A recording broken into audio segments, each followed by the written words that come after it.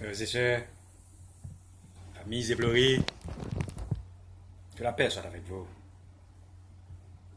Je ne viens non pour déguiser les faiblesses, ni flatter les grandeurs humaines, ni encore moins donner aux fausses vertus de fausses louanges. Malheur à moi si je prends les sacrés mystères pour faire une éloge profane.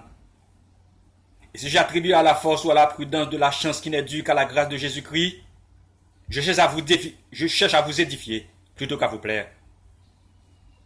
Je viens non vous annoncer avec l'apôtre que tout finit, afin de nous ramener à Dieu, qui ne finit point, et vous faire souvenir la fatale nécessité de mourir pour inspirer résolution de bien vivre. On ne pleure pas pour les âmes de vol de la dimension de George Floyd. Il ne suffit pas d'être grand pour faire de grandes dignités, de possibilités de proposer de grandes récompenses pour avoir une place parmi les héros immortels. Ne point trahir la vérité, ne louer que la vertu, ne point flatter les portraits, travailler d'après la plus belle vertu naturelle.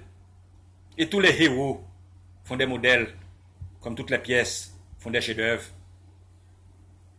C'est quand tu t'étonnes de voir dans un seul homme l'âme universelle de plusieurs grands hommes, l'âme guerrière pacifique, celle du magistrat et de l'habile politique. La mort de George Floyd nous dit de ne pas avoir peur de dire la vérité, ni d'entendre la vérité. Sa mort nous dit mourir n'est pas mourir. Mourir pour la vérité n'est pas mourir. Ne soyez pas Caïn.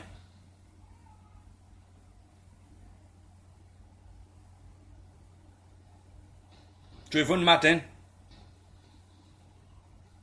Breonna Taylor, Eric Gardner, Amaury et plusieurs autres encore qui ont donné leur vie pour la cause, ont contribué au sacrifice Djene Jizime, qui signifie un sacrifice qui n'a pas atteint sa destination finale, ou encore qui n'a pas effacé tous les péchés.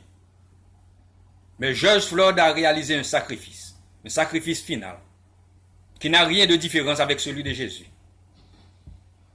Et s'il y a une différence, c'est au niveau de l'enseignement que Jésus nous donne, nous a demandé de pratiquer, et avons négligé de le faire.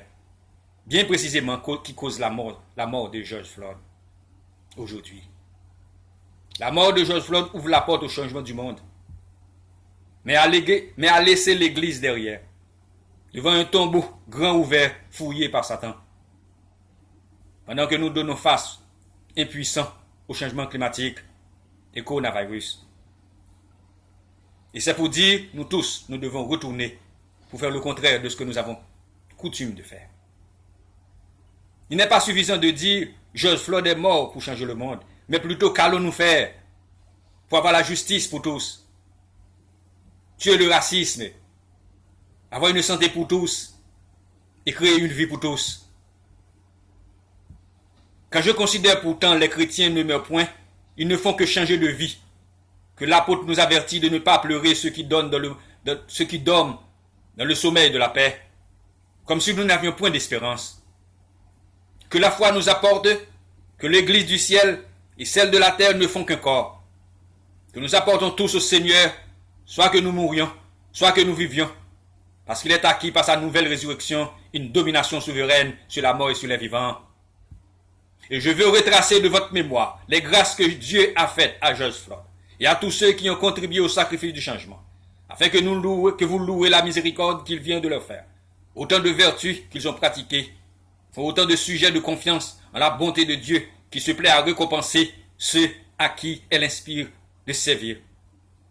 Examinez sa sagesse dans une force déterminée qui ne fléchit jamais, et lui faire supporter la souffrance pendant 8 minutes, chiffre d'un Christ ou d'un sauveur. Et si vous sondez ou fouillez vos cœurs, vous verrez que le cadavre de George Floyd continue à procurer certaines consolations sous différentes formes. Force toujours constante et frappante que moi, Ouzé Pitimelos, votre serviteur, non seulement craint, mais ne peut jusqu'à présent atteindre. Sa force pour invoquer sa mère, déjà morte, pour venir lui secourir. Celui qui a accompli son cycle d'achèvement se retrouve dans sa grandeur de Dieu. Il ne suffit pas d'avoir tout l'or du monde pour être grand. L'humilité parle plus fort que les érudits orgueilleux. Dans la foule anonyme des humbles, on trouve les maîtres. Et que sert-il à l'homme de posséder la terre entière si le fruit de son travail conduit à la perte de son âme? Ici l'éternité, là-bas l'éternité. Ici l'immensité, là-bas l'immensité. Celui qui se montre petit ici est grand là-haut. C'est une puissance orgueilleuse qui est souvent contraire à l'humilité et à la simplicité chrétienne et qui laisse souvent la vérité pour mensonge. N'ignore parce que ce qu'il faudrait savoir, il ne fait ce qu'il faudrait ignorer. Parmi les faux juges du monde, il s'applique à découvrir point de vérité qui fait regarder la vanité des choses humaines. Et c'est de lui que le sage semble avoir dit que la lumière ne s'éteint point dans la nuit. Non extinguito in node lucerna eius. On estime le bien. Il a cru qu'il fallait les recevoir de la providence et les communiquer par la charité. On recherche les honneurs. Il a jugé qu'il suffisait de se rendre digne. On s'attache à la vie. Il a méprisé dès qu'il a pu la connaître. Agréez que je m'arrête ici à cette dernière parole et que je louerai ici une des questions célèbres où la force d'esprit et la charité chrétienne ont également éclaté. Dieu qui imprime de temps en temps la terreur des jugements dans les cœurs des hommes par punition publique a frappé la famille Flood d'une plaie curable. Mais le mal que consume l'un menace les autres. Le danger est égal en celui qui souffre et en celui qui assiste. Mais sachez plutôt de n'être plus Caïn et Abel. La nature en cette occasion relâche beaucoup de ses droits et de ses obligations ordinaires. Les lois de la chair et du sang ne sont pas si fortes que l'horreur d'une mort presque inévitable. La religion même dispense de ses funestes devoirs ceux qui n'y fait pas engager par un caractère particulier. Il est permis d'acheter des secours et d'employer des armes que la varie jette dans les dangers ou qu'une charité surabondante à dévouer au public. George Floyd était au-dessus des sentiments, d'une piété commune. Il semble être né pour faire des actions héroïques. Il demeure ferme au milieu des périls, qui fait trembler même les plus courageux. Et si la grandeur et la tranquillité de son âme avaient été moins connues, je vous dirais seulement qu'il n'a employé aucun de ces artifices que les ambitions matérialisées affablent, la science et le secret de parvenir. Je ne puis passer plus avant et dire: il a relevé son esprit au-dessus des fausses idées des hommes. Il a regardé sans envie et qui est au-dessus de sa fortune. En vérité, la fortune nous trompe. Elle nous donne qu'une illusion de puissance. La véritable puissance n'est pas de pouvoir ce qu'on veut, mais de vouloir ce qui convient, de gouverner sa propre volonté. Puissance sur nous-mêmes, puissance contre nous-mêmes. Plus haute est la gloire de ceux que l'ambition a élevés, plus éclatante sera la disgrâce. Les grandeurs d'ici-bas ne sont que poussière. Et tant de cieux, et tant de travaux, tant de crimes, tant d'injustices, sans pouvoir jamais arracher de la fortune à laquelle tu te dévoues, que misérable peut-être. Que l'homme renonce à l'ambition pour s'attacher à la véritable grandeur, celle qui ne passe pas, celle de Dieu.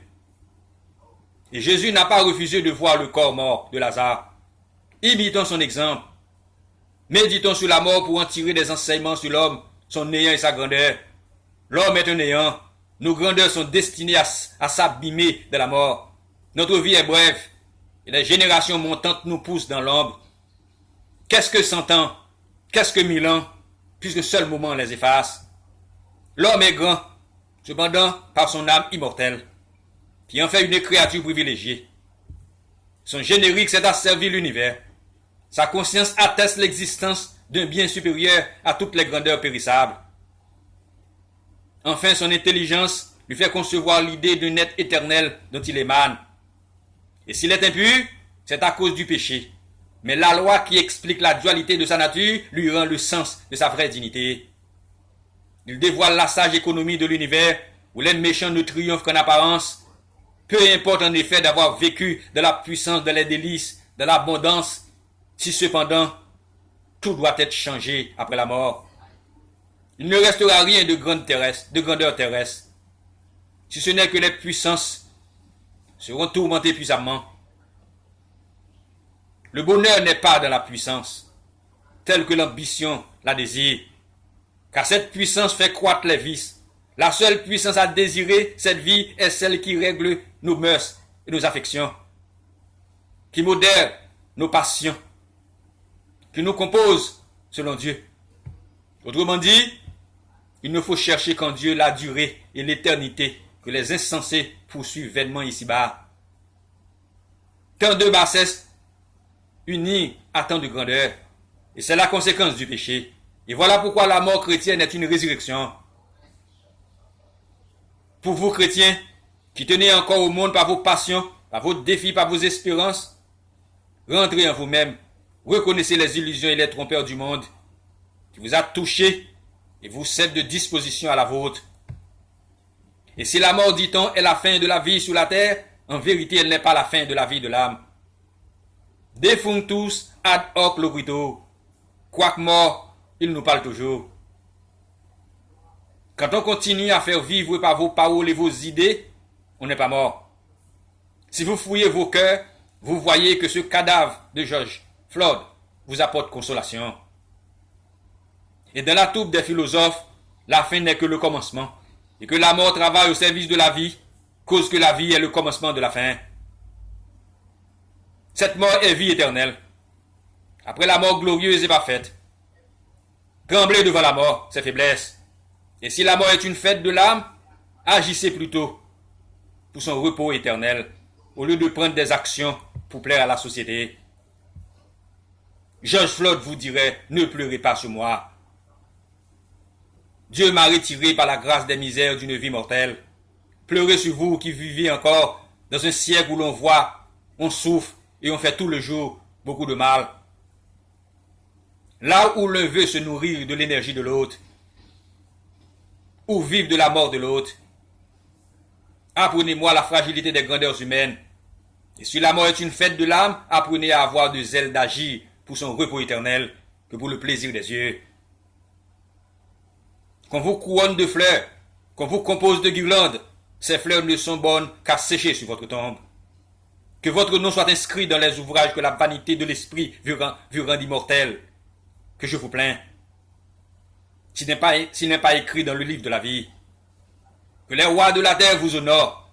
Il vous importe seulement que Dieu vous reçoive dans les tabernacles éternels sacrés. Et que toutes les langues des hommes vous louent. Malheur à vous, si vous ne louez Dieu dans le ciel avec les anges. Ne perdez pas ces moments de vie qui peut vous vouloir une vie éternelle bienheureuse.